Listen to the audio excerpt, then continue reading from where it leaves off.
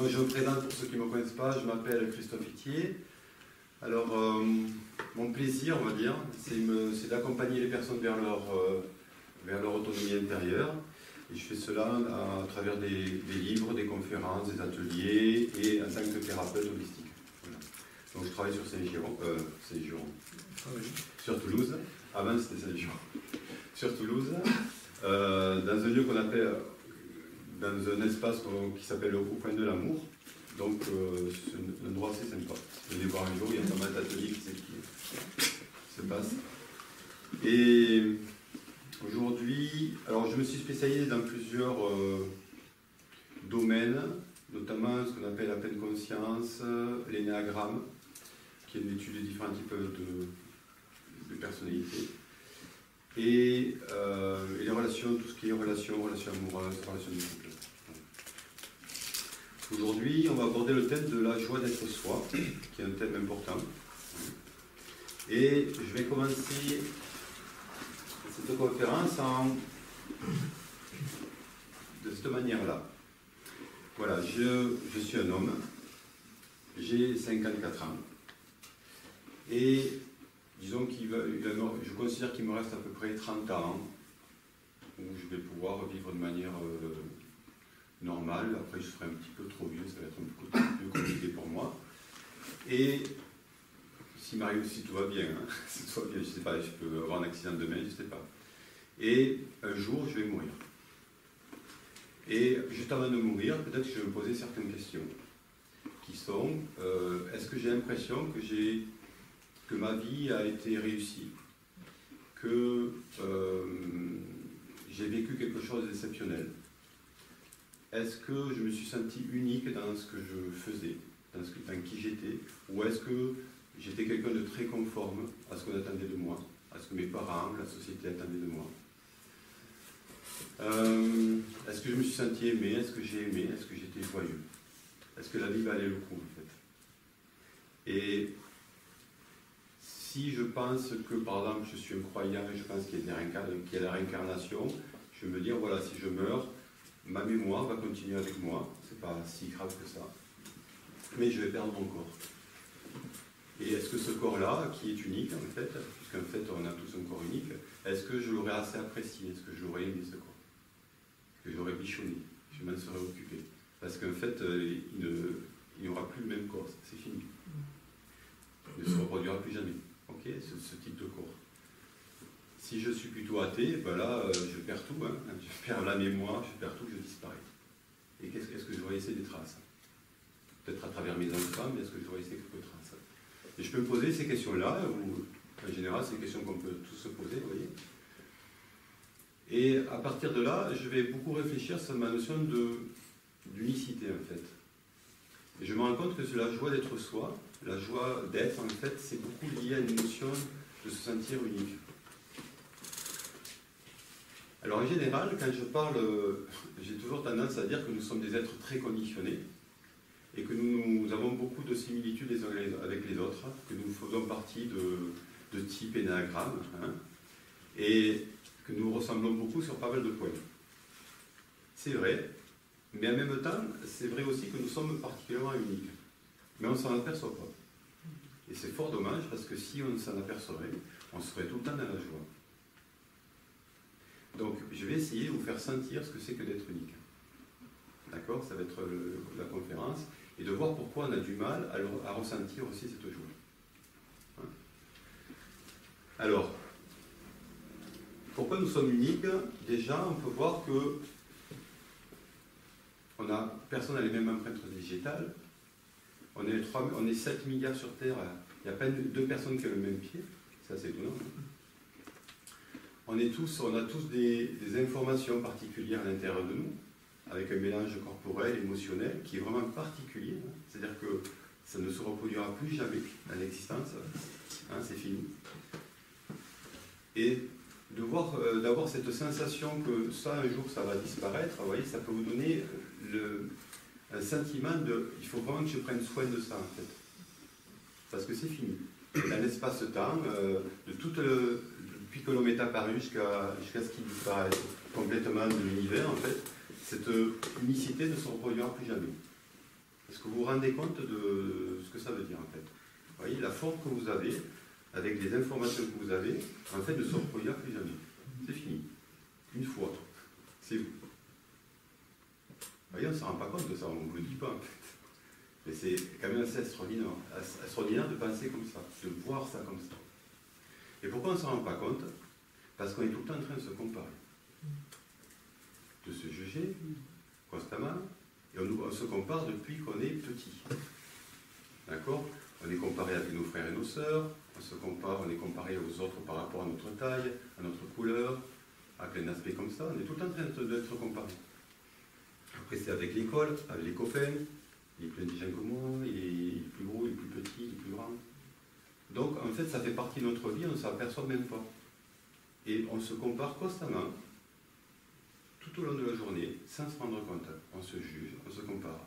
Et donc, on a du mal à pouvoir aimer qui nous sommes. C'est compliqué, en fait. On voudrait toujours être à la place de l'autre, peut-être, pas peut-être pour tout le monde. On aimerait avoir ce que les autres n'ont pas, on aimerait être une autre personne, on aimerait... Et en fait, on n'arrive pas à être heureux, à s'apprécier vraiment à cause de ça. Enfin, c'est un des facteurs importants. Ok? Alors, j'aimerais vous faire un petit voyage par rapport à ça. Si vous voulez bien, j'aimerais que vous fermiez les yeux. Tranquillement.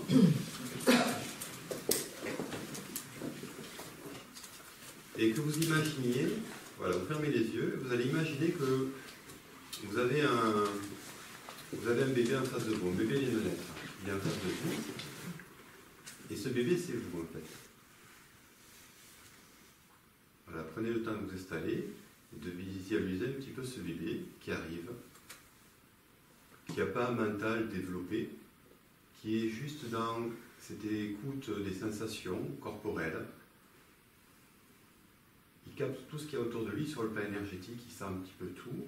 Et ce bébé, en fait, il va sentir un petit peu, d'abord, l'accueil de sa mère, elle vient d'accoucher, elle accueille ce bébé-là. Et elle va sentir peut-être son bonheur, mais aussi peut-être son inquiétude. Elle va sentir aussi la pression de cette maman qui peut-être a eu une enfance un peu difficile, où elle ne s'est pas sentie accueillie, aimée, et qui va projeter sur cet enfant-là en fait tout l'amour qu'elle n'a pas eu, peut-être même un peu trop d'amour, presque à l'étouffer. Et cet enfant peut sentir que cet amour-là est chargé un petit peu aussi de colère, de tout ce que cette maman n'a pas pu avoir quand elle était enfant. Donc cet enfant-là, c'est le bébé qui arrive, peut ressentir tout ça en fait, et il le ressent. Il ne peut pas y mettre des mots, mais il ressent quelque chose qui est pas, voilà, qui est lourd à porter. Et puis il y a son père qui n'est pas loin, et là aussi, son père, il peut voir, il peut sentir énergétiquement que son père, c'est une personne qui a une enfance aussi difficile, pas du tout comme la mère, mais difficile dans le sens où on l'a vraiment laissé de côté cet enfant. Il s'est senti seul, il s'est senti abandonné. Et donc, ce père, quand il voit cet enfant qui naît, ça lui rappelle qui il était, lui, la souffrance qu'il a pu vivre en tant qu'enfant. Donc, il va peut-être rester éloigné de cet enfant, parce que cet enfant va lui rappeler, lui, sa souffrance qu'il a vécue. Il va rester distant. Il va faire semblant d'apprécier l'enfant, mais une partie de lui, en fait, c'est compliqué pour lui. Et puis, il y a le petit frère qui est là, enfin, le grand frère, et qui, lui, voit cet enfant de mauvais œil, puisqu'en fait, il lui pique la vedette, en fait. Lui qui était le premier, le chouchou. Et tout d'un coup, un enfant vient, il prend sa place, enfin, vient partager, en fait, l'amour de ses parents. Et voilà, tant bien que mal, il va faire ce qu'il peut, mais c'est un peu compliqué pour lui. Voilà, déjà, cet bébé peut sentir tout ça à l'intérieur de lui. Et puis, au fur et à mesure qu'il va grandir, on va le comparer avec son frère sur sa capacité à comprendre les choses, sur sa rapidité à faire du vélo, sur plein de points. Il pleure plus que son frère, ou moins que son frère. À l'école, il il est un petit peu efféminé, ses copains vont le comparer, lui dire ouais, tu ressembles à une fille. Et puis il va grandir et à chaque fois il y aura plein de comparaisons, constamment des comparaisons, qui va faire qu'il va avoir du mal à accepter d'être lui-même. Ça va être compliqué pour lui.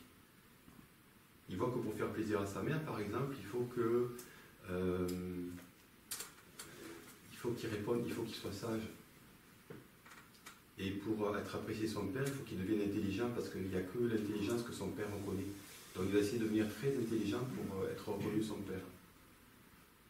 Et tout son regard va être porté sur l'extérieur pour répondre aux besoins des personnes qui attendent de lui quelque chose, qui projettent sur lui quelque chose, et il va essayer d'y répondre. Au lieu d'être tourné à l'intérieur pour essayer de sentir ce qui est bon pour lui. Vous voyez, cet enfant, ça peut être l'un de nous, hein, ça peut être... on a tous vécu des choses peut-être similaires. Et voilà, c'est pas facile d'être soi, dans ce sens-là, c'est compliqué. Alors on va essayer de voir si on avait une autre pratique, comment on pourrait être autrement. Et on va revenir à ce bébé, et là c'est différent. Ce bébé, en fait, il est accueilli par une mère qui ne projette absolument rien sur lui. Elle est juste dans l'accueil. Elle ne se dit pas qu'il va devenir quelqu'un de bien, de mal, de grand, d'intelligent ou pas. Elle est juste dans l'accueil de l'accueillir comme un être humain. C'est tout. Et l'enfant le sent. Et il se sent vraiment accueilli sans poids. Son père, c'est pareil. Il est heureux de voir un être humain qui apparaît. Et puis, cet enfant grandissant ne va pas sentir la charge et les projections parentales. Pareil, à l'école, on l'accueille avec ses différences.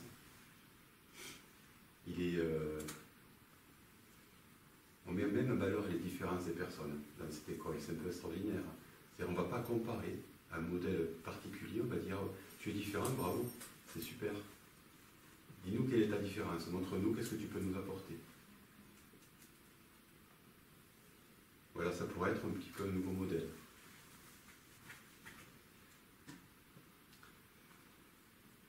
Vous sentez la différence entre les deux modèles?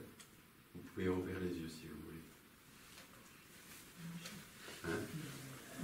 Tombé et l'autre pas du tout. Voilà. Il n'arrive pas dans la vie avec les mêmes atouts. Tout à fait. Tout à fait. C'est complètement différent. D'accord? Donc, être soi, et vous savez bien que le deuxième modèle est très très rare. Il est très très rare. À l'école, chez les parents, c'est très rare. Pourquoi? Parce que nous sommes tous dans un modèle qui se perpétue de vie en vie, de génération en génération. On a des attentes, et en fait, en tant qu'enfant, on arrive et on doit répondre aux attentes qu'on va nous mettre dessus. Donc c'est compliqué d'être soi. Vous voyez, il faudrait qu'on soit dans le deuxième modèle pour être soi. Et le fait qu'on se compare, c'est un peu rigolo, c'est un peu bizarre de dire se comparer, parce qu'on compare des choses similaires. Or, est-ce qu'on peut comparer quelque chose qui est unique? On ne peut pas comparer quelque chose qui est unique, c'est pas possible. Vous voyez? Donc, le fait de se comparer, c'est-à-dire que quand je dis quelque chose sur quelqu'un, je projette mon unicité sur l'autre. Voilà, ma manière d'être, je la projette sur l'autre. Mon univers, je le projette sur l'autre. Je dis, il faut que tu sois comme moi, que tu me ressembles. Vous voyez? C'est un peu bizarre, comme pour être. Hein? On a l'impression d'être similaire à des personnes, mais non, on ne l'est pas. Donc, c'est intéressant de voir que, en fait, pour pouvoir exister, on s'est comparé à un modèle. Et de quel modèle sur quel modèle on s'est pris? On a des modèles culturels, des modèles de beauté, d'intelligence. Vous voyez? Par rapport à la culture dans laquelle vous êtes, par rapport à l'éducation, par rapport à la société, on a tous des modèles. Si on rentre dans ces modèles-là, tout va bien. Si on n'y rentre pas, on n'est pas normal. Vous voyez? Et donc, comme on veut être normal pour ne pas être embêté, on veut tous rentrer dans les modèles. Et on le fait le plus souvent on le fait, c'est dans la période ado. Les ados, eux, qui se disent « oui, je me libère des parents, je ne veux pas être comme mes parents », en fait, ils rentrent dans un modèle encore plus costaud, où ils adhèrent à un groupe, et ils s'habillent tous de la même manière. ils achètent tous la même chose, vous voyez? Donc ils se font avoir sur notre modèle. En fait. Donc c'est compliqué de ne pas avoir de modèle. Vous voyez, c'est très compliqué. Ça veut dire qu'il faut être capable de s'écouter profondément, de savoir qu'est-ce qu'on veut à chaque instant. C'est compliqué. Donc les modèles sociétals, vous voyez, on en a un sacré paquet. Et c'est vrai que ça peut apporter une certaine joie. La joie de la sécurité. Et il y a deux sortes de joie. Il y a le fait de se sentir en sécurité dans un groupe, parce qu'on ressemble aux autres, parce qu'on est accepté par les autres, et on se sent reconnu par le groupe, donc ça c'est super, ça nous amène une certaine paix, une certaine joie, mais par contre il y a un prix à payer. On est dépendant du regard de l'autre, il faut vraiment qu'on se comporte selon les règles du groupe, et on ne peut pas être vraiment nous-mêmes, c'est pas possible. Oui, ça c'est le prix à payer.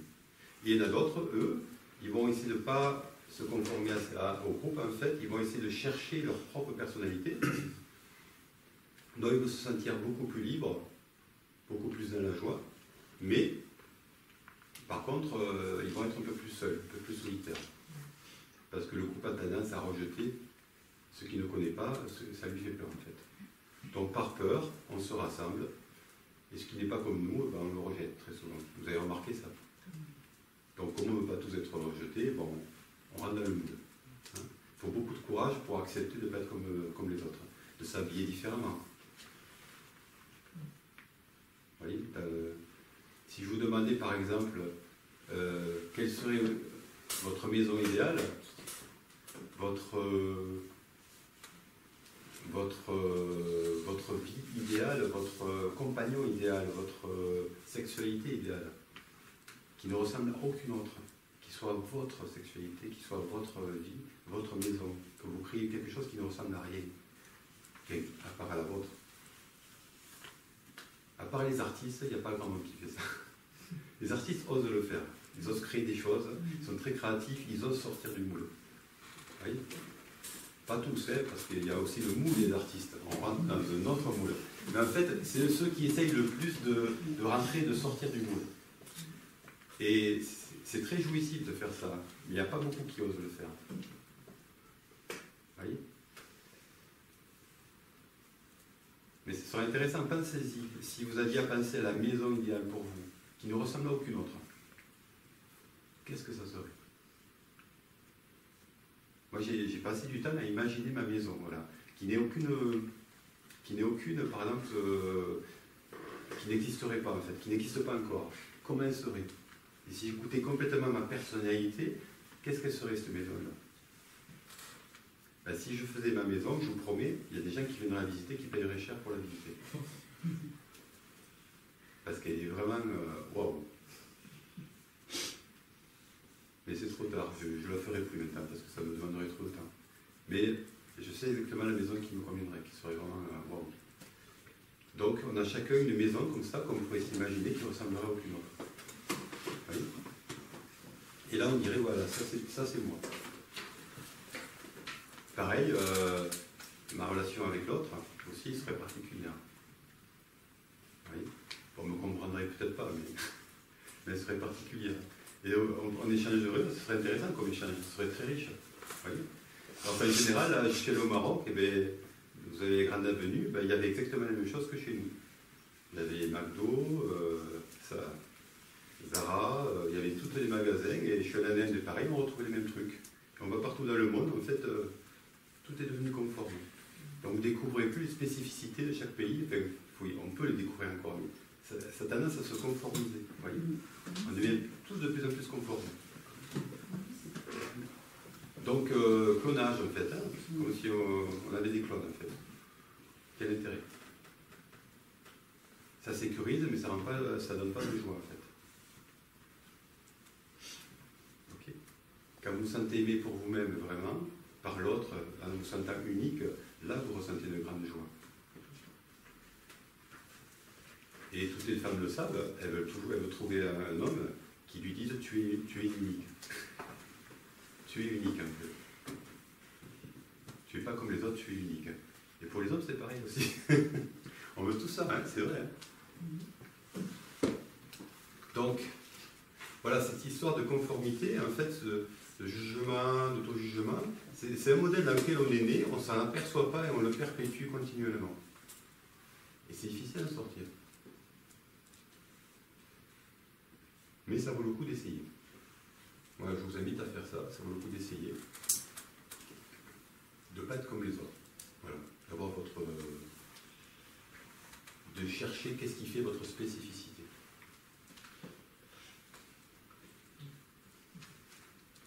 Et de ne pas tenir compte de ce qu'on vous a mis dessus. Les projections des parents, qui étaient leur unicité, qu'ils ont projeté, enfin leur unicité, qui étaient les projections de leurs parents, de l'arrière-grand-parents, et qu'ils ont projeté